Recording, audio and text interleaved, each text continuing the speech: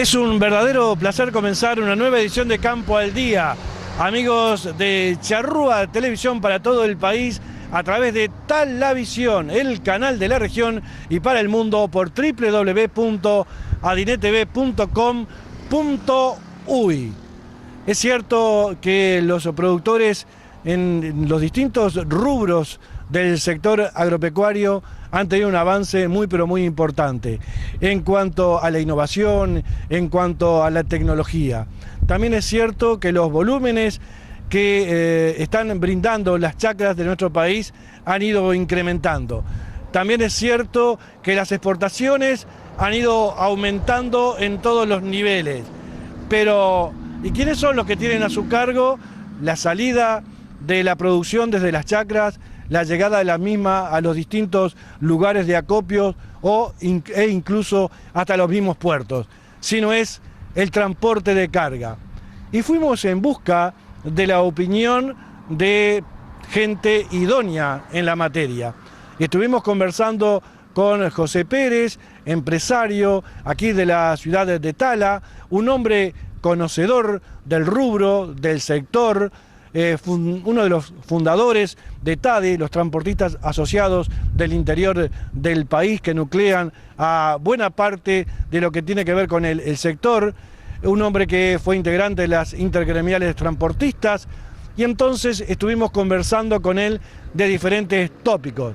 Así que los invitamos muy cordialmente a compartir con nosotros la nota con José Pérez y cuál es su visión sobre el transporte de carga.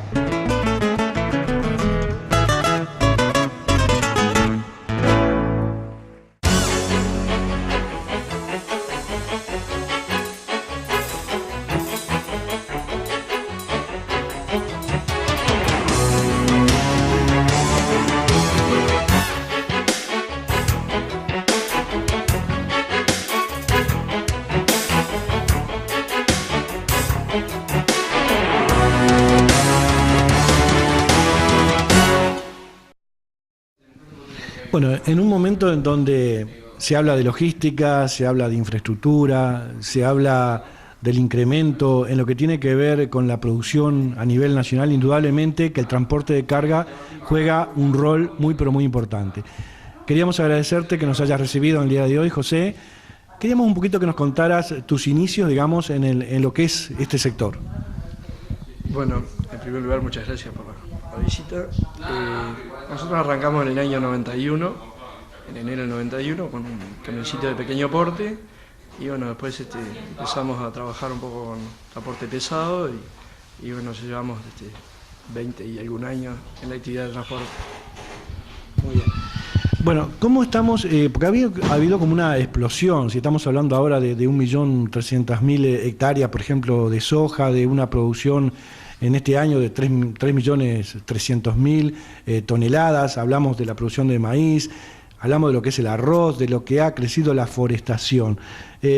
¿Cómo está en este momento la capacidad de carga y cómo está el tema de la renovación de flota? Bueno, en cuanto a la capacidad de carga, este año con una cosecha récord se dio prueba suficiente de que el transporte está con la capacidad suficiente, y yo creo que en ocasiones sobrado para suministrar un servicio que esté acorde a la producción que tenemos. Hace no muchos años atrás nos encontrábamos que de pronto llegaba la hora de la cosecha del arroz, y habían colas de 30 y pico, 40 y pico de horas para descargar un camión, y siempre reclamábamos nosotros los transportistas de que eran problemas de logística, que en realidad camiones no faltaban, sino lo que faltaban eran lugares de acopio donde la descarga fuera más rápida, y que un camión, en vez de estar 3, 4, 5 días haciendo cola, si hacía un viaje por día, hacía 4 o 5 viajes en vez de uno. Claro. Pero yo creo que tanto el transporte como la logística han ido poniéndose un poco a tiro con la demanda, y en un año de cosecha récord como esto, prácticamente que no hubieron dificultades mayores, por lo menos las que se preveían por algunos actores, no las hubieron, y creo que tanto el transporte como la logística están bastante a tono con las necesidades, ¿no? ¿Cómo ha sido la entrega en Nueva Palmira? ¿Cómo ha sido en Montevideo? ¿Y cómo realizan ustedes el trabajo? Porque sabemos que después, pero que ya es ajeno a ustedes, quizás hay barcos que están 20 o 30 días a la espera para poder cargar. Pero ¿cómo se maneja a nivel, digamos, terrestre? Bueno, a nivel terrestre, a la hora de la cosecha, los camiones levantan la cosecha de la chacra y descargan en lugares de acopio o directamente en el puerto. En esta cosecha de soja, el puerto de Nueva Palmira estuvo full, está todavía, y el puerto de Montevideo tuvo una operativa tremenda con el tema soja, que bueno, a veces 2 barcos cargando a la vez y alguno más esperando para ingresar, y bueno, con una actividad tremenda. En el puerto de Montevideo se vio mucha soja salir que otros años de pronto no pasaba, pero una operativa que funcionó, pienso que bastante bien, ¿no? Cuando se hablaba del tema de la forestación en el arranque mismo, cuando se implementa la ley, hubieron muchos signos de interrogación en cuanto a cómo después iba a poder salir toda esa producción por las carreteras, qué iría a pasar con los camiones. Bueno, han pasado más de 20 años de eso, ¿no? ¿Cuál es la evaluación que se hace ahora?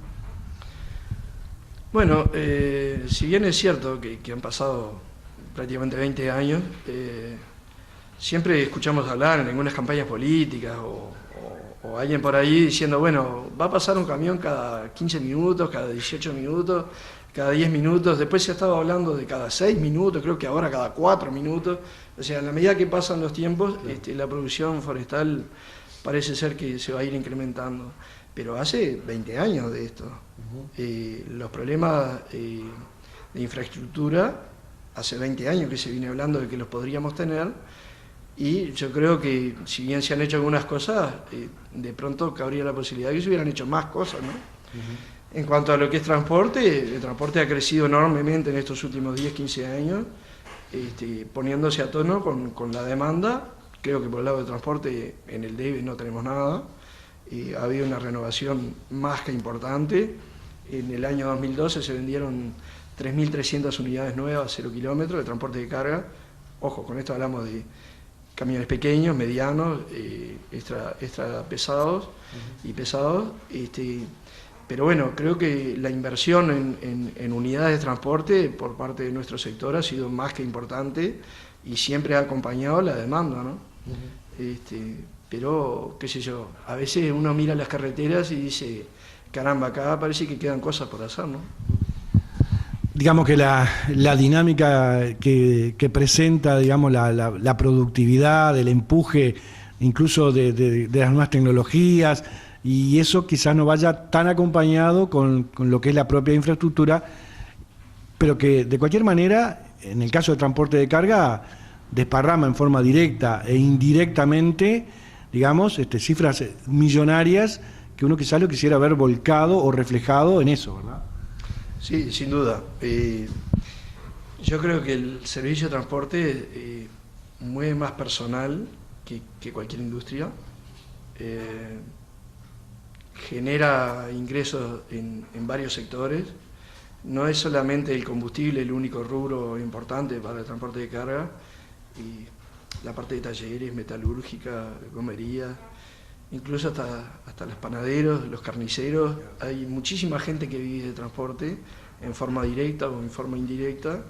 Y bueno, a veces uno se queda con eso de que todo lo que el sector aporta a rentas generales, quizás el retorno no es lo que uno pretende que sea, sobre todo pensando en infraestructura, ¿no? Pero bueno, es lo que tenemos por ahora y siempre con la esperanza de que vamos a mejorar, ¿no? Hablando de costos, como recién estabas hablando, incluso en el tema, por ejemplo, de combustible. Se habla permanentemente de lo que vale el combustible en nuestro país, se hace referencia con Argentina, con Brasil e incluso con Paraguay, pero luego se habla también de, digamos, el valor que tiene o el gasto que representa, digamos, para mover una cosecha, ¿verdad? Y lo que incide, digamos, ese costo del transporte, ¿no? Atado a eso aparece como siempre, ¿no? Y en el tapete el tema ferroviario, por ejemplo, ¿no? En cuánto podría incidir el transporte de carga, se habla ahora de una nueva empresa con un perfil logístico de carga ferroviario, pero ustedes, desde el punto de vista del transporte de carga, ¿cómo lo ven? El transporte de carga ha sido, yo creo que, injustamente castigado en los últimos tiempos con referencia a lo que es AFE, porque nos dicen que rompemos las carreteras, que el tránsito de camiones es molesto por los ruidos, por la contaminación cuando pasamos por una calle de tierra y que se levanta polvo y que los vecinos protestan.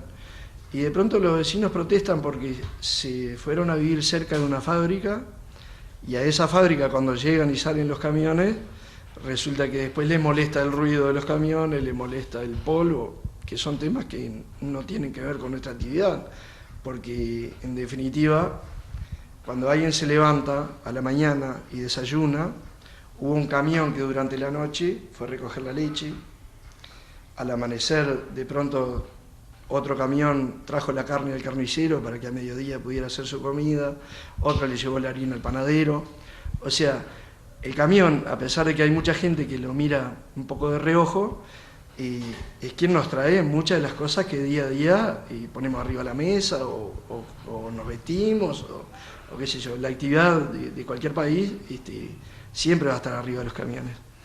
Ahora, con respecto a lo de la competencia con AFE, no nos olvidemos que hace no muchos años atrás el gasoil valía la mitad de lo que valía la nafta, y la nafta nunca bajó. Lo que pasó fue que siempre el gasoil fue subiendo hasta que tenemos un mismo precio. Esos son aportes que hoy, tanto el transporte de carga como el agro, estamos mandando a rentas generales y a veces quedamos a la espera de cómo retorna. Cuando se nos reclama de que nosotros rompemos las carreteras, bueno, pero ¿cuánto aportamos? Yo creo que en un mínimo porcentaje que se devuelva de nuestro aporte en infraestructura vial, me parece que primero no seríamos tan mal vistos y segundo, capaz que seríamos más competitivos a la hora de compararnos con AFE, ¿no? Yo creo que en igualdad de condiciones la competencia no es mala, pero claro, si yo tengo un gasoil y lo pago 35.30 y Pluna lo paga 20 pesos y AFE lo paga no sé a cuánto, me parece que deberíamos equilibrar un poco la situación y tratar de que sea más parejo, ¿no? Se planteó un tema cuando el transporte del arroz llegaba a Puerto de Montevideo, ¿no? Me corregí si estoy equivocado, en donde también estaba el ferrocarril llegando con carga y el camión llegando con carga. Y en ese momento, ¿qué pasó y por qué? Bueno, nosotros los transportistas que vamos al puerto a menudo, lo vemos como ingrato, porque en realidad, ¿qué pasa? Nosotros cuando ponemos combustible subsidiamos un montón de cosas, ¿no? Entre ellas transporte ferroviario. Entonces, llega un barco que está cargando arroz y mientras haya un vagón con arroz, el camión queda esperando a que la operativa sea primero con un vagón de arroz que trajo AFE y luego el camión. ¿Por qué? Porque AFE es más barato. ¿Pero por qué es más barato? Porque nosotros mismos lo subsidiamos. Entonces, digo, son cosas que a veces a uno lo dejan un poco preocupado y obviamente que resulta injusto, ¿no? ¿Qué pasa con ese camión de arroz que está a la espera allí en Puerto, que de pronto tiene que quedarse unas horas justamente por esto que estábamos hablando? ¿Y quién paga ese costo? El costo, por ejemplo, del funcionario que está, del chofer que está en ese momento allí y las horas que pierde el camión de no poder realizar otro viaje. Exactamente, eso lo paga la empresa transportista. Pero, ¿qué pasa? Si de los 365 días del año yo tengo el camión esperando atrás de un vagón de AFE y 90 días, me perdí la cuarta parte del año solamente esperando, bancando los costos fijos, patente, seguro, lo que dejo de producir, el chofer que está ganando su jornal y sus horas extras correspondientes. Digo, en definitiva, todas esas cosas llevan a que tengamos un transporte en comparación con países vecinos de pronto que estamos muy por encima y competir se nos hace difícil, pero la solución por ahora no aparece, ¿no? Estos temas, por ejemplo, que estamos abordando ahora, seguramente han sido tratados a nivel también ministeriales, o han solicitado distintas reuniones, incluso con distintos ministros a lo largo de todos estos años. ¿Cuál es la perspectiva desde el punto de vista del gobierno, digamos? Capaz que esa pregunta debería ir para los directivos de la Intergremial de Transporte de Carga. La Intergremial es una gremial de gremiales de segundo grado, gremiales como la que tenemos acá en TAD, y está afiliada a la Intergremial, y de alguna manera la Intergremial es quien nos representa a los transportistas a nivel de lo que son gestiones con el gobierno. Pero tratativas hay. Sí, reuniones hay. En forma permanente, pero bueno, a veces mover el aparato del Estado, hasta el propio presidente le resulta difícil. Sí. Imaginémonos que para las gremiales, a veces ir consiguiendo pequeños logros es el fruto de pronto años de trabajo en cierto tema en particular.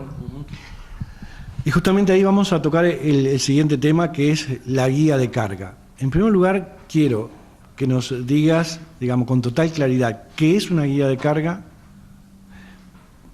El objetivo seguramente está a nivel de lo que proyecta el propio Estado en cuanto a tener un diagnóstico global sobre la misma, pero ¿cuáles son las dificultades que se vislumbran a partir del momento en que se puede instrumentar? Bien, capaz que sería interesante nombrar a raíz de qué surge lo de la guía. Bien. El decreto 349, que es del año 2001, le da un marco legal al transporte profesional de carga. Entre ellos, en ese decreto, el marco legal implica que los camiones estén afectados a una actividad principal, que sea transporte de carga para terceros, estar al día con BPS, con DGI, cumplir con las inspecciones técnicas de los vehículos en forma anual, y entre otras cosas quedaba ahí un agujero negro que era la parte de la contratación del servicio de flete, y en aquel entonces, en el año 2001, se creía como una parte, una pata más para redondear el asunto legal, la guía de carga que formalizaba la contratación del prestador de servicio y el contratante. Han pasado casi más de 10 años de eso. Hoy se está hablando de una guía electrónica. En aquel entonces se pensaba en algo parecido a lo que era de pronto la guía de transporte de tránsito de ganado. Las guías de tránsito de ganado se carga el ganado en un camión y en la primer comisaría se sella y queda una vía para DICOS y otra para el productor y otra para el transportista. Bueno, la idea era que funcionara así. Bueno, hoy por hoy se está trabajando en algo diferente, es una guía electrónica, se hace a través de una computadora, por la web, o mandando un mensaje en el celular. Hay cierta forma, pero en realidad están involucrados en todo lo que es el paquete de datos que conforma la guía, identificación civil con el número de cédula para ver a quién corresponde cada caso, BPS, DGI, Ministerio de Trabajo, el Sindicato de los Choferes. Y bueno, de alguna manera se redondea todo lo que es la información de ese viaje que se va a hacer, con los datos de la empresa, los datos del camión, los datos de quien lo maneja, los datos de quien contrata el flete, los datos de la carga en sí mismo, de dónde va y para dónde va. Y eso en definitiva termina cerrando un círculo de información que claro, por lo menos para los entes de recaudación es muy importante, y para nosotros transporte también es importante porque tiene muchas cosas a favor que de alguna manera ayudan a formalizar el sector. Pero claro, han surgido algunos inconvenientes a nivel de empresas de pequeño porte que de pronto tienen dificultades para conformar esa guía electrónica porque no tienen acceso a una web o porque a veces el teléfono en algunos lugares no tiene buena señal. Y bueno, eso genera algunas dificultades que hoy por hoy han sido planteadas por algunas gremiales y que bueno, se ha postergado un poquito el lanzamiento de la guía, no sé por cuánto tiempo más, pero se ha ido postergando un mes o dos más hasta ir ajustando todos esos detalles, ¿no? Hablando justamente de la formalización, ¿verdad?, en el sector, 10 o 15 años atrás, ¿de qué porcentaje podríamos hablar de gente que estaba, digamos, formalmente trabajando y el resto en la informalidad? Y si venimos a la época actual, ¿en cuánto ha variado eso? Aproximadamente, ¿no? Y como buenos uruguayos, siempre la viveza criolla ha estado presente. Yo creo que hace 15 años atrás había un 20% de empresas formales y un 80% que estaba en lo semiformal y lo totalmente informal. Y hoy yo creo que las situaciones son la inversa. Tal vez quede un 20% o quizás menos de empresas informales, me animo a decirte que menos de un 10%. Y el transporte que hoy se está realizando, calculo que un 80% está formal. Pero queda un margen de cosas que se transportan que se hacen.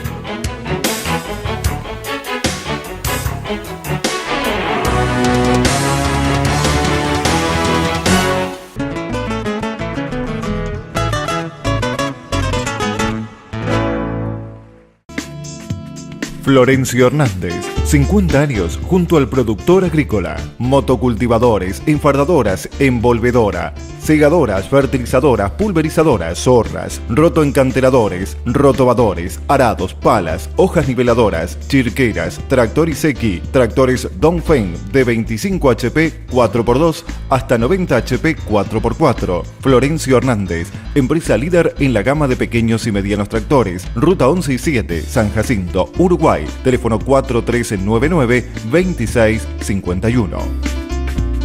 El más potente bioinductor de resistencia de la agricultura, Biorend, de la semilla a la cosecha, le proporciona sanidad y rendimiento. Biorend estimula la resistencia de las plantas a todas las enfermedades fúngicas, aumenta la resistencia mecánica de los tejidos y hace las plantas más duras. Con Biorend protegemos nuestro suelo y mejoramos la producción. Aseguramos el futuro sin descuidar el presente. Biorend, un producto natural que aumentará la masa radicular de sus cultivos y hará sus plantas más eficientes y más resistentes a enfermedades. Con certificación orgánica en Uruguay y en el mundo. El uso adecuado y oportuno de Biorend le hará marcar la diferencia. Con Biorend producirá más y mejor. Biorend siempre responde. Consúltenos y lo visitaremos. 2-613-9673 099-274085.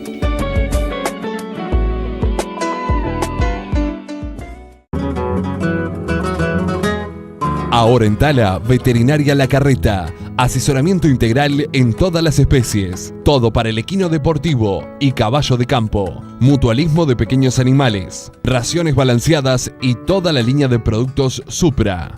Teléfono 4315-3321. Avenida Artigas y Florida. Tala, Canelones. Desde Florida, San José, Colonia Valdense y San Ramón para todo el país. Rubén Urchitano pone a disposición todo su equipo humano, profesional y calificado, más la solidez de 38 años de trayectoria para realizar de la mejor manera sus negocios rurales. Escritorio Urchitano, negocios rurales, líderes indiscutidos en la comercialización de ganado lechero, exportaciones de ganado en pie, remates especiales, liquidaciones de establecimientos, compra-venta y arrendamiento de campo, compra-venta de ganado en el campo, capitalización y administración de negocios, embarques a frigoríficos semanalmente, asesoramiento y gestión en trazabilidad. San Ramón, Avenida José Valle de Ordóñez, frente al Banco República. Teléfono 4312-4307 y celular 099-687-426, www.holando.com. Escritorio Urchitano, la diferencia de ver más lejos. Agropecuaria Borges Limitada. Insumos agropecuarios, semillas hortícolas, semillas forrajeras, fertilizantes granulados y para fertirriego. Nylon para invernáculos. Asesoramiento permanente a productores. Entregas a domicilio. Seriedad, responsabilidad, trayectoria. Agropecuaria Borges, Tala y Fray Marcos. Teléfono 4315-3578, 4311-6744.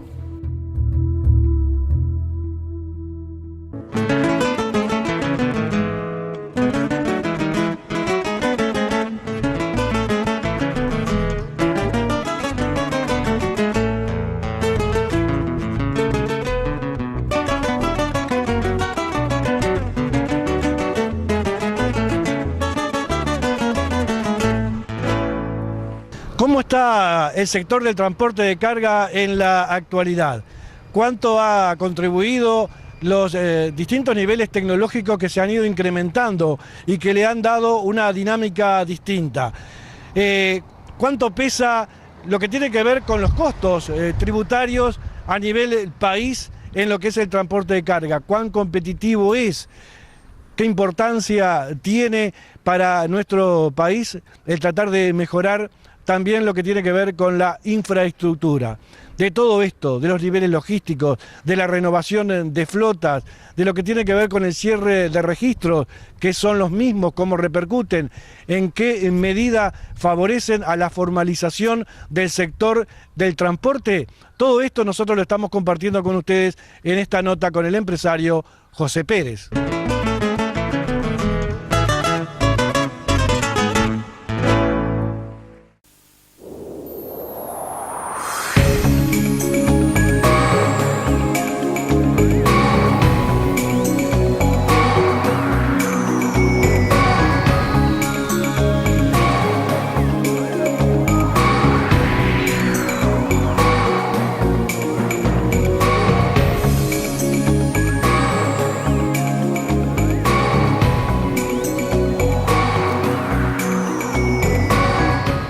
Vamos a hablar un poco del cierre de registros, ¿no?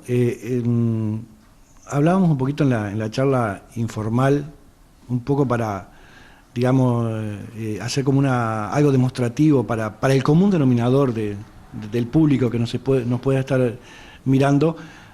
Lo comparaba yo, por ejemplo, con los cierres de registros a nivel, por ejemplo, de las patentes de taxi, y nombraba un ejemplo como era Montevideo, ¿no? Que había una cantidad determinada de patentes y que uno no podía ir y sacar un permiso porque si no había una chapa que había sido devuelta o no le puedo comprar, digamos, a alguien que ya tiene un taxi, una parte o la totalidad del mismo, no puedo entrar en el sector.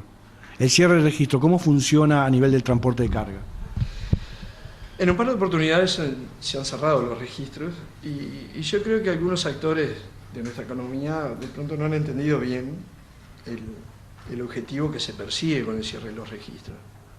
A ver, en nuestro sector ha ingresado gente que conoce del negocio de transporte porque son hijos de familias que se criaron en el transporte, y han surgido empresas que vienen con capitales que no pertenecen al sector del transporte, pero que invierten en transporte porque el gerente del banco le comentó que se han vendido no sé qué cantidad de camiones, y le dice, no, esta debe ser una buena oportunidad, por algo se venden tantos camiones, y termina ingresando en el sector gente que de pronto no conoce el negocio de cerca y puede llegar a saturar el mercado.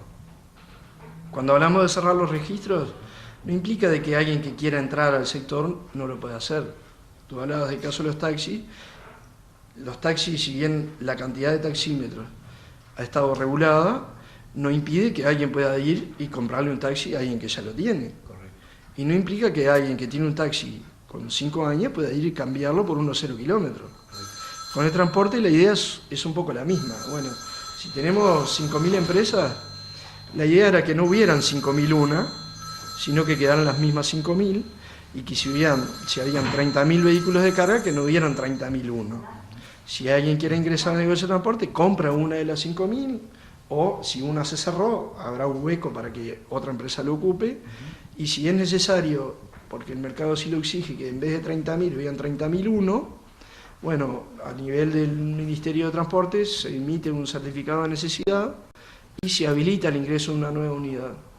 En cambio, si no es necesario, perfectamente se puede dar la renovación de la flota. Bueno, ingresa un camión 0 kilómetros, le damos de baja, dejamos de circular, como pasa con los ómnibus, deja de circular uno del año 50, 60, 70, qué sé yo, el que sea más conveniente que deje de circular, y en realidad la renovación de flota se va dando exactamente igual, el ingreso de nuevas unidades, si es necesario, se va dando, pero de alguna manera hay cierto control de lo que es la cantidad de camiones y de empresas en el mercado. Un poco el objetivo era ese, a veces no fue bien entendido, pero bueno, ese es el objetivo. En el tema de la renovación de flotas, ¿cómo lo ves tú a nivel del mercado? ¿Cómo viene el tema justamente de la renovación? ¿Qué implica la misma ¿Qué ventajas está teniendo desde el punto de vista tecnológico también las nuevas unidades que se están presentando en el mercado? ¿Y varía de alguna manera en el volumen o en la capacidad de carga? Sin duda que sí. A ver, hace 15 años atrás teníamos, 10.000 unidades. Con una capacidad de carga, no sé, pero de esas 10.000 unidades, capaz que no todos tenían una capacidad de 30 toneladas de carga o de 28 toneladas. Algunos eran camiones solos que no tenían una zorra, por tanto llevaban 10, 15 toneladas. Hoy por hoy se mantuvo la cantidad de camiones, se incrementó la cantidad de camiones, pero esos camiones son de otro porte. En vez de cargar 15 toneladas, hoy de pronto cargan 28, 30. Entonces, se aumentó en calidad y en capacidad. ¿Por qué? Porque cuando hablamos de calidad, yo recuerdo escucharle a mi viejo que hacía 200 kilómetros para ir a Lascano a buscar 10 toneladas de carga y salía un día a la 1 de la mañana y llegaba ese mismo día a las 12 de la noche. Hoy hacer 200 kilómetros en las unidades que tenemos es un rato. Claro. Lleva unas pocas horas ir y volver. Entonces, la calidad también mejoró muchísimo, porque los camiones tienen capacidad de promediar una velocidad mejor. Entonces, ahí tenemos capacidad de carga y mayor rendimiento, menor gasto de combustible, toda esa inversión que el transporte ha hecho también lleva a que haya un rendimiento que acompañe a la inversión. Justamente en esas tecnologías, en esa innovación que se va presentando año tras año prácticamente, pues es una dinámica impresionante. ¿Qué papel juega el GPS? El GPS, a ver, no es, como hablábamos, no es la solución perfecta, pero colabora con algunas actividades de pronto que no son las más prolijas para lo que es el servicio de transporte, no falta carga de los camiones, quienes nos contratan a veces nos exigen que tengamos un GPS porque el propio contratante le interesa saber que el recorrido de los camiones sea el que tiene que ser y que no haya desvío, que después termina faltando carga, o mismo que pueda faltar combustible. Todas esas cosas ayudan a que no vaya a controlar la velocidad, para que los choferes de pronto no cometan exceso de velocidad, porque sabe que hay alguien que los está controlando. No es la solución perfecta, pero sí colabora con todos esos detalles que ayudan a mejorar el servicio, ¿no? Cuando hablábamos, por ejemplo, de los inversores, digamos, extrasector, o sea que ven de pronto en el sector en determinado momento y bajo determinadas condiciones una buena oportunidad para, digamos, colocar su capital. ¿Cómo se ha visto afectado en el tema de transporte? ¿Se visualiza claramente en el tema de transporte y en qué sentido? Se visualiza. Mira, en Montes del Plata, en un principio se había hablado de que la contratación de camiones iba a ser de empresas idóneas, que conocieran del trabajo, del servicio de transporte forestal, y en realidad se terminó contratando empresas que no son de origen transportistas en sí mismo. Entonces, ese tipo de cosas las vemos a diario. Y hoy en un banco uno lleva una cantidad fuerte de dinero y la recompensa por intereses no es mucha. Entonces a veces termina tentando a gente que son inversores, que los intereses de pronto fundamentales son que esos capitales tengan un buen retorno y no tanto de pronto la prestación de un servicio como tiene que ser. Pero bueno, son cosas que pasan y que en realidad nos preocupa, porque si tenemos un sector que se ha ido profesionalizando, que ha hecho cursos de capacitación, que las propias empresas tratan de ir mejorando en cuanto a calidad y en cantidad la prestación de sus servicios, sería bueno que hubieran sido tenidas en cuenta a la hora de cubrir un mercado, por ejemplo, en este caso forestal, y que bueno, después el tiempo se verá si tenemos razón en lo que planteamos o no, pero es una lástima que de pronto tengan oportunidades otros capitales y no los genuinos que vienen del propio transporte, ¿no? ¿Se nota una concentración de pronto en pocas empresas de muchas unidades del transporte o no? La hay. En los últimos años han aparecido concentraciones fuertes de camiones. ¿Afecta eso al resto? Y afecta. En realidad lo que ha pasado es que el mercado tiene más cantidad de camiones disponibles, pero las empresas que tenían 1 hoy tienen 2, las que tenían 10 tienen 15. O sea, ha habido un crecimiento en general del sector. No solo aparecieron empresas grandes que compran de 50, de 100 y 200 camiones, también las chicas han ido creciendo de a 1, de a 3, de a 5, y eso ha llevado a que en el mercado haya una disponibilidad mucho mayor a la que había hace unos pocos años atrás.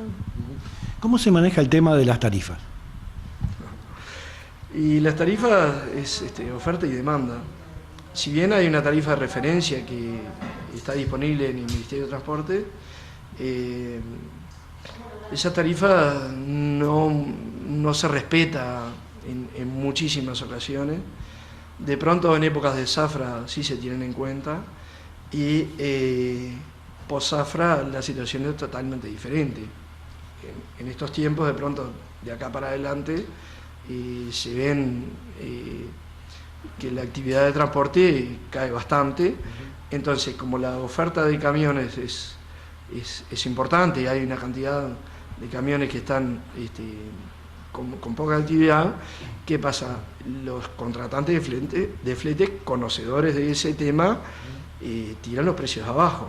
Un poco la guía de carga ayuda a colaborar con ese tema, porque en realidad puede pasar de que hayan camiones prestando un servicio donde están trabajando a pérdida, o no están trabajando a pérdida, pero hay algún tipo de evasión fiscal que permite hacer el servicio, pero que en realidad lo que hay encubierto es algo que se está haciendo en negro o que se está evadiendo.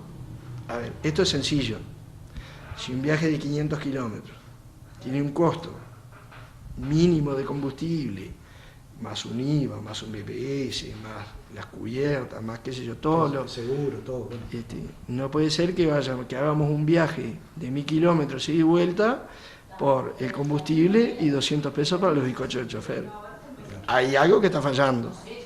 Entonces, por algún lado está. Seguramente la guía puede colaborar con encontrar el sapo que está debajo de la piedra, ¿no? Y hablando justamente de costo, por ejemplo, en plena zafra, vamos a hablar, por ejemplo, de soja. Un transporte de soja de Chacra a Nueva Palmira. ¿Cuántos kilómetros le podemos poner? Una cobertura de 100, 150 kilómetros. ¿Qué costo puede tener? ¿Qué costo tiene? Es relativo. A ver. Lo que se da en zafra, no todo el transporte es a Nueva Palmira. En muchos casos va a un lugar de acopio. Exacto. Y ahí depende de la distancia, de la cantidad de viajes que se hagan, de la velocidad de cosecha. Hay muchas cosas que son componentes del costo. Obviamente el BPS, el combustible, todo eso tiene su incidencia. Pero la velocidad de cosecha, que hoy también se ha incrementado muchísimo, ha habido una gran inversión en la velocidad de siembra, de cosecha, y hoy puede incidir en el tema del costo de transporte por la cantidad de viajes que se hacen. A ver, si yo voy a la chacra de mi vecino, que tiene una cosechadora del año 80, y que es capaz de cargar un camión en un día y medio, entonces yo voy a tener ese camión parado un día y medio para hacer un viaje. Si yo voy a la chacra del otro vecino que tiene una cosechadora que es generación 2010, 2012, y que en vez de un camión cosecha 10 camiones por día, entonces yo puedo mandar mis 10 camiones que todos los días van a hacer un viaje a ese tipo de chacras, a ese contratante de servicio que me suministra, aparte del flete, una buena velocidad de cosecha, una buena velocidad de descarga. Yo en una zafra, en vez de hacer 15 viajes en una chacra donde tiene una mala gestión, voy a otra que hago 30, 40 viajes, y ahí los costos no son los mismos. ¿Por qué? Porque yo tengo un seguro, una patente, tengo costos fijos que se van a diluir en mayor cantidad de viajes. Por tanto, no puedo decirte, mirá, el costo de tal chacra a tal puerto o a tal lugar es tanto, porque es muy variable, ¿no? Siempre hay un margen que lleva a que varíe, ¿no? El tema de la seguridad vial, se habla muchísimo del tema de seguridad vial, se están haciendo reglamentaciones permanentes, modificaciones, leyes. ¿Ustedes cómo lo están vislumbrando? En cuanto a seguridad, todo parece ser poco.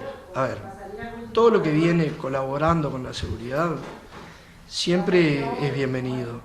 En nuestro sector se han dado cursos de capacitación, las empresas nuevas tienen obligatoriamente que mandar sus choferes a hacer sus cursos de capacitación, eso colabora con la seguridad vial.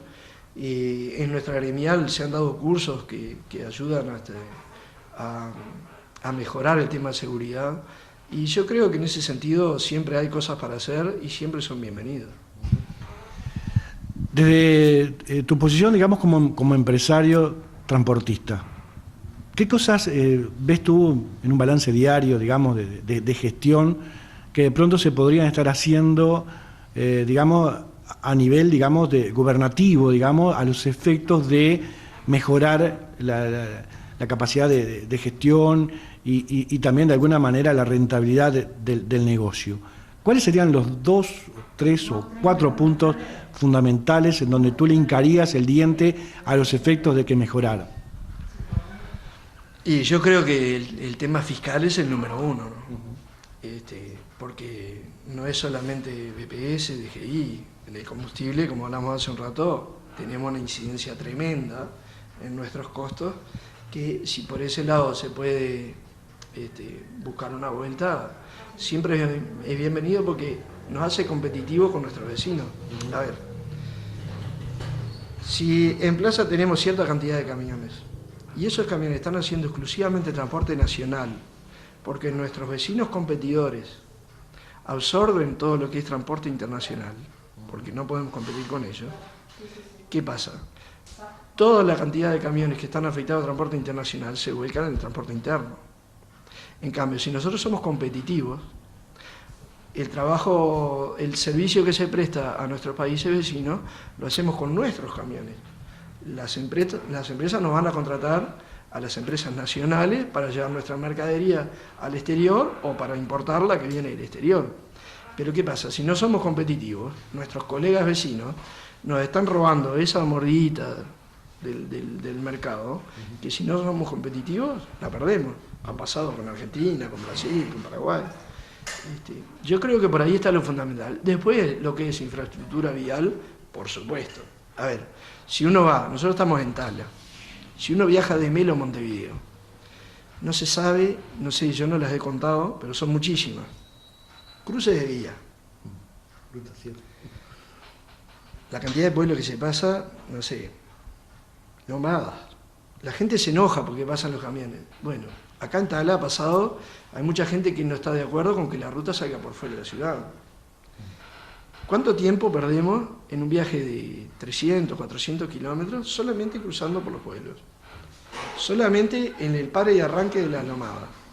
Porque ayer me estaban comentando, en Santa Rosa pusieron lomadas cada 15 metros, 20 metros, no sé cada cuánto. Tengo una oída de un chofer de una empresa de ómnibus que me dijo que había contado 21 lomadas en Santa Rosa. Bueno, me estás confirmando lo que me dijeron ayer, yo no pasé por ahí. Sí. Entonces, a ver, a todos nos cuesta plata, porque ¿qué pasa? Cada vez que ese camión para en esas 20 lomadas, para y arranca, es más gasto de combustible, más gasto de freno, más gasto de cubierta, más tiempo que se pierde, ¿verdad? Todo eso, en definitiva, se termina trasladando a los costos. Si ese camión lo que lleva es harina para la panadería, el propio Santa Rosa, le va a terminar cobrando un poquito más caro por la cantidad de veces que para y arranca. ¿Estamos de acuerdo? Estamos de acuerdo. Bien. Si eso lo multiplicamos por la cantidad de pueblos que tienen Lombada, capaz que es hora de ponerse a hacer una cuentita y decir, bueno, a ver, yo sé que sale mucho dinero hacer un bypass, sacar la ruta por afuera. Un caso ¿No ejemplo, vale la pena? como la ruta 8, la entrada de Pando, por ejemplo. Ahí tenemos un ejemplo clarísimo. A ver, nosotros los transportistas ahorramos tiempo, ahorramos dinero, porque no hay que parar y arrancar. La ciudadanía de Pando está mucho más tranquila, porque ahora no hay camiones ni haciendo ruido, ni intercediendo con el tránsito local. Hoy uno va a Pando en un vehículo chico y es un placer, sí, ¿no? Y bueno, a ver, Tal vez, yo sé que cuesta dinero, pero hay que ver la parte llena del vaso, cuánto ganamos. Claro. Hay que tenerlo en cuenta también. Yo no sé la gente de Santa Rosa si está contenta o no está contenta, pero cada vez que un camión pisa el freno, cuando lo suelta, el aire que despiden los frenos, es ruidos molestos también. Claro. Entonces después se terminan enojando con el camión que va pasando, con el transportista, los camiones esto, los camiones lo otro. ¿Y será con el camionero que hay que enojarse? ¿No será con aquel que dijo, no, acá vamos a poner otra lombada, acá otra, acá otra, acá otra, acá otra? Entonces, yo llamaría a la reflexión a algunas personas que de pronto tienen la oportunidad de cambiar esas cosas. Porque es fácil decir, no, porque el camión esto, el camión lo otro. Y a veces el camión es el que nos trae, como te comentaba, el desayuno, el almuerzo, la merienda y la cena, el abrigo, un montón de cosas. El camión no tiene que ser mirado como el enemigo del ciudadano. Si no fuera por el camión, imagínate, si trajéramos con bueyes y carretas la harina para hacer el pan, capaz que, si no, tráeme un camión que va a mandar mejor, ¿no? Por ahí va la cosa.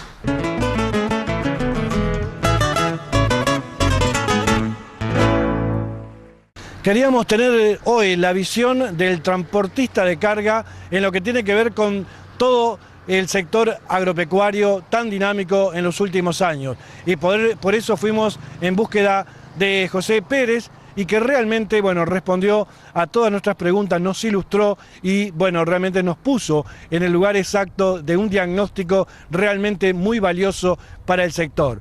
Ha sido un verdadero placer haber compartido una nueva edición de Campo al Día, porque para entenderlo tenés que vivirlo y para vivirlo tenés que verlo a través de Talavisión, el canal de la región desde el noreste de Canelones para todo el país, por Charrúa Televisión y para el mundo a través de www.adinetv.com.uy. Han sido ustedes muy amables, será hasta la próxima realización, que pasen bien y muchas gracias por la atención dispensada.